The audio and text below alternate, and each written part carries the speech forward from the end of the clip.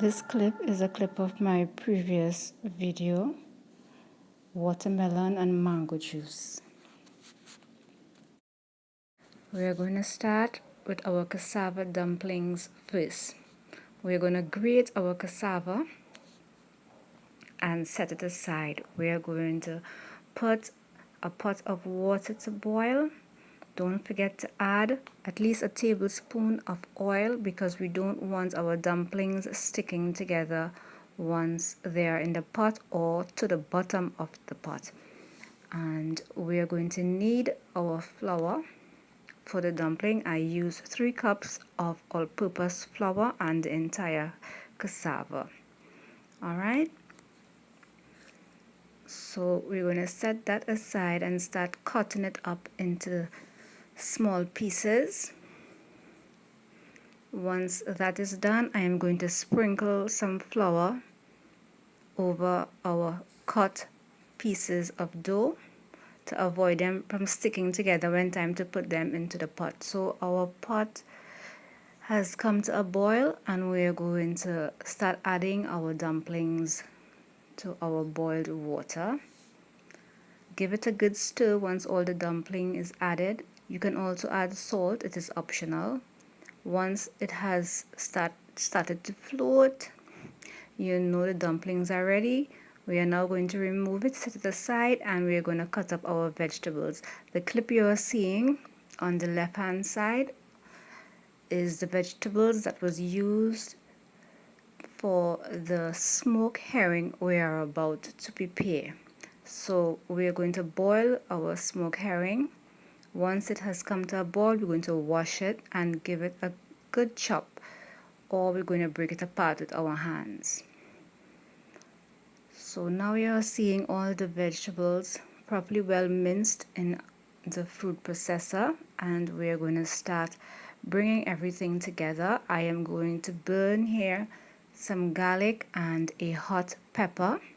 The pepper is also optional. Once everything has flavored up properly into that oil, because that is exactly what we're doing, we are just infusing our oils to add extra flavor. So we're going to add in all our vegetable and give it a good stir, and some time after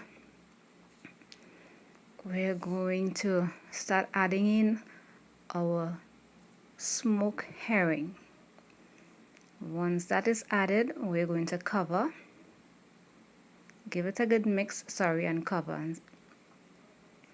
Once time has passed, we're going to check it, give it a stir again, and we are going to add some ruku. You can also use tomato ketchup, or you don't need to add either. Alright, so we're going to add it and give it a good stir,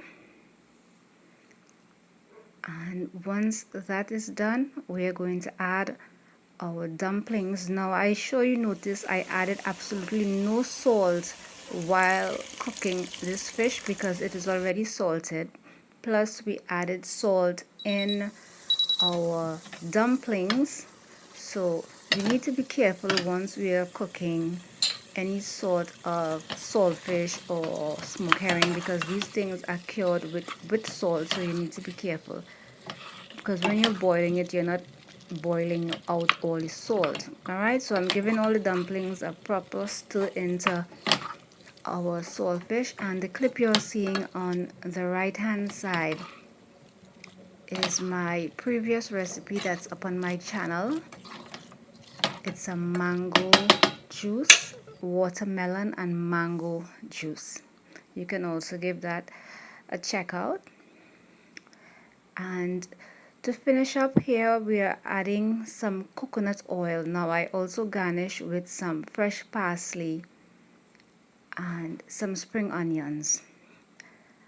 And I also added to my plate some extra parsley, cheese, and some pepper flakes. As I said, it is optional. You don't need to add all that extra set garnishing to this recipe, but I choose to do so, and it was rather enjoyable. So guys, thanks again for stopping by for this delicious Caribbean dish. Dumpling and smoked herring. Freshly grated cassava dumpling. It was rather enjoyable. Thanks again for the constant support.